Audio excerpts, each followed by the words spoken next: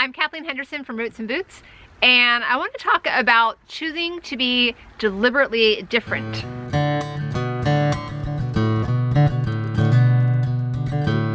as I mentioned in a previous video, this is a concept I've been thinking a lot about, and it's something that I want to encourage you with. It may not mean that you make the same choices or live the same way that I do, that my family does, but what I want to encourage you with is to consider the decisions you're making. And maybe you don't even realize that you're making decisions. So maybe the encouragement is to make the decision for yourself instead of just allowing life to happen to you or to happen to your kids or to your family. And I'm going to give you some examples of what I mean by that. If I did what most people do, especially here in this area where I live, you know, my kids would go to school. They would be playing sports. I have 3 boys. Sports are a big deal for a lot of boys in our culture. They would all have phones. They would have had them, you know, at an early age.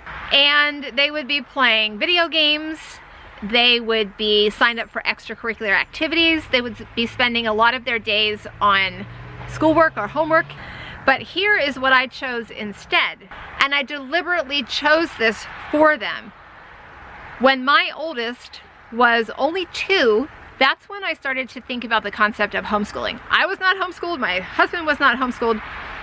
We had no frame of reference for homeschooling, and frankly, the frame of reference we had was that it was a little bit weird, and like some of the people that we had maybe been exposed to over the years that were involved in homeschooling were a little bit weird, and that maybe wasn't something that we really wanted to be associated with. But here's what I knew. I knew that it was my job to parent my child, and I knew that there were so many things I wanted to experience with my child and teach him and expose him to and like just do together. And I looked around and I realized that people were sending their kids to preschool, you know, at like 3 or 4, or kindergarten at 5, and then school. They were sending them away to someone else to be indoctrinated, to be taught. These children were gone from the home, from the mother, for hours at a time, every day, you know, at these very young ages. And I thought, you know, the first thing I thought was, that doesn't seem like a good idea. That's not what I want for my kids or my family. Like, there has to be a better way. And so I began investigating, and I said to my husband, I just feel like if we're going to rule out homeschooling, we ought to have a good reason why. He was very against homeschooling at the time, and I wasn't even necessarily campaigning for it. I just wanted to understand it better and make sure that I was deliberately choosing whatever choice we were going to make. I wanted to choose it deliberately. If we sent our child to school, I wanted to know why. I wanted to feel like this was the best decision we could make for this child and for our family. And same thing about homeschooling. I wanted to feel like if we were choosing not to homeschool, that we knew why and that it was deliberate for a reason. And as it turned out, as we looked more and more into homeschooling and as we began, you know, just prayerfully considering it and discussing it, obviously my husband became more open to it over time. We did come to the decision that it was the best thing for our family, but we had to deliberately choose that, and it made us different from a lot of other people in our lives. So that is one example of being deliberately different. Another thing I mentioned is boys and sports, and that's something that we had to consider as our boys got older. And we looked around, and again, if we had gone the way of almost everybody that we know, our boys would be signed up for sports. But here's what we began to see. Like, we really liked our life at home together. We liked having dinner together every night. We liked having family time together in the evenings. We liked not feeling rushed and overcommitted and like we were running in different directions all the time. And we thought, you know, if we sign our kids up for sports, that's going to impact the flow of our family's life. That's going to impact our family meals. That's going to impact our family time together. And I just don't know that we're prepared to sacrifice those things. And so for us, each year we deliberately chose to be different in that area. And when the boys got old enough to talk about it with us, and we actually gave them the option, like, would you like to do sports? And we always explained to them, this is what it would look like. It would look like being gone, you know, for this time and this time and this time. It would mean, you know, we wouldn't get to, you know, on Saturdays we would be going to games, you know, instead of doing things around our property and that sort of thing. And they chose, and we chose with them, that this isn't what we want for our family. And I do want to stick this in here to any moms of boys or girls, moms of children, that if you are feeling that same pull, but you feel nervous because it seems so unthinkable to tell your kids they can't sign up for organized sports, or it seems so unthinkable to like make that decision for your family, that for our family, we're gonna do other kinds of things. Our family is not gonna be an organized sports kind of family. If you feel like that will make you like the mean mom, or you don't know how to explain it to people, but you feel that pull inside you of like, I want this time with my family, or like, is this really necessary? Is it necessary for kids to participate in sports in order to grow up, you know, well-adjusted human beings? I just want to tell you that no, it's not. It's not necessary. You do not have to sign up for organized sports. You do not have to put your kids onto that hamster wheel. And I just want to be an example for you of how it is possible to raise amazing kids with amazing skills and amazing social skills and all of the things that people tout as the reasons why kids should participate in sports: leadership, you know, skills, discipline, physical exercise, all of those things. There are plenty of other ways that those skills and those benefits can be achieved outside of organized sports. So I just want to encourage you, again, this is another example of how you can choose to be deliberately different, and it will be okay and even good and beneficial for your family, for you. One other way that we've chosen to be deliberately different is with screens and devices. My oldest son is 17 and he just got his first phone. We were gonna hold out till he was 18, but if you've been following along on Instagram in particular, you know that earlier this year, very recently, my husband and I took a long, epic trip to Europe to celebrate our 20th wedding anniversary. And we were leaving the boys here to keep the farm running. We had a friend come stay with them, but my husband in particular felt strongly about the necessity of our oldest son having a way to reach us, because without his own phone, we only have a landline, and I think it's called voice over IP. So like if the power goes out, the phone doesn't work. And he really wanted our son to have a way to communicate with us and to have GPS, because he's driving now, and you know, we were going to be out of the country and on a different time zone, and if he got lost, he would be providing transportation for his brothers and for his own activities. And so I was more on the side of, you know, he'll figure it out, he'll be okay, let's hold out till 18 like we originally planned. But I understood where my husband was coming from, and I said, you know, that's fine. So we agreed that he should have a phone. So he just got a phone. He was 17 when he got his first phone, and our 13-year-old still doesn't have one, and obviously the 9-year-old doesn't have one.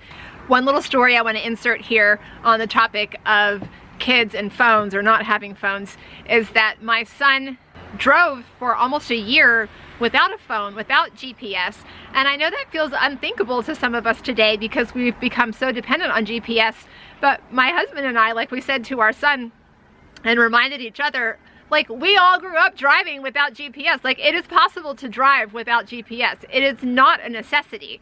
Is it helpful? Yes, of course it is. I love GPS.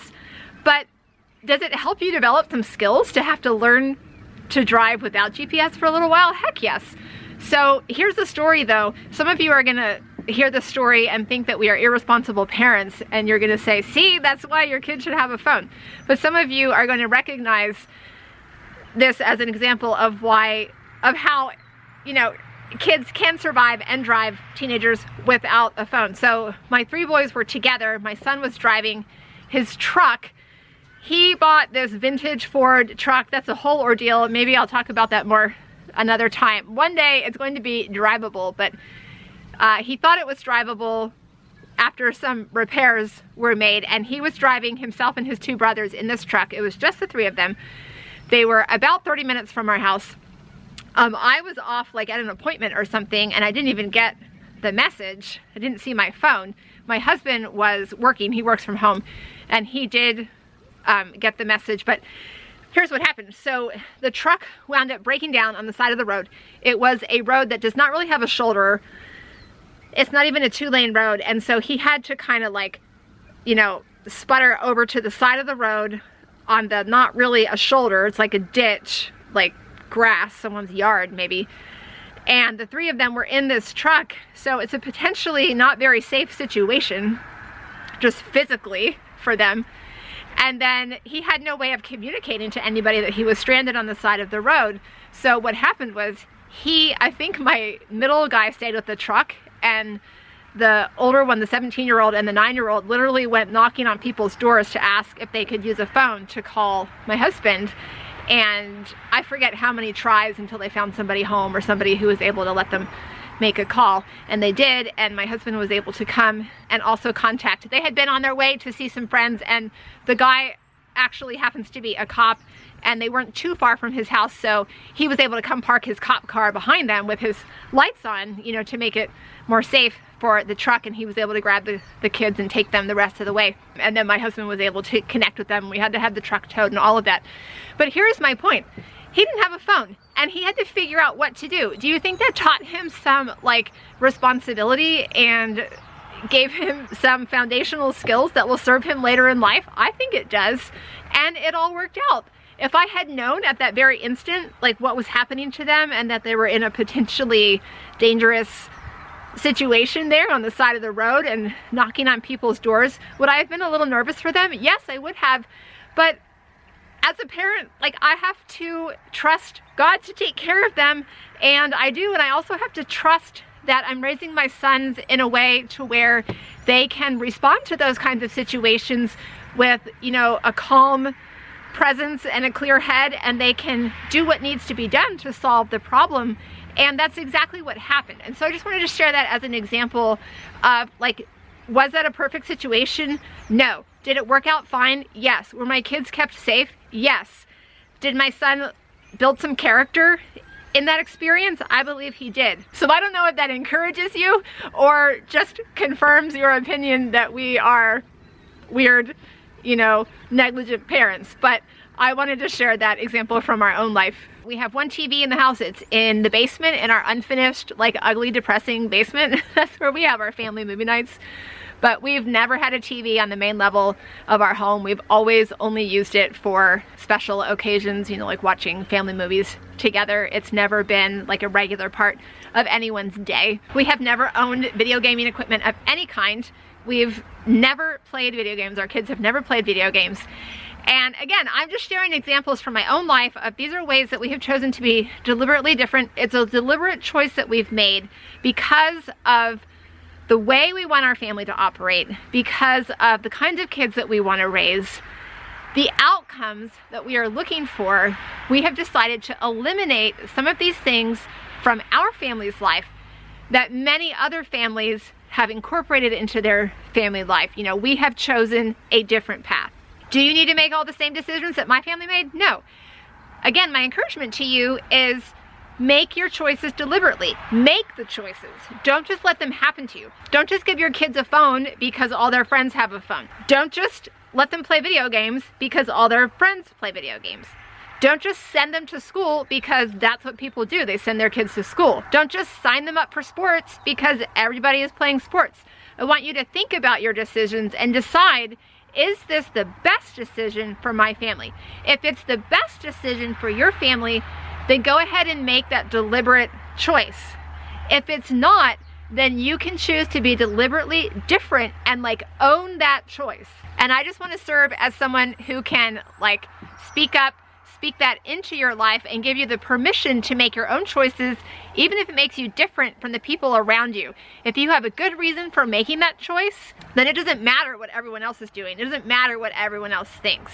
You make the choice and you make it deliberately, even if it makes you different.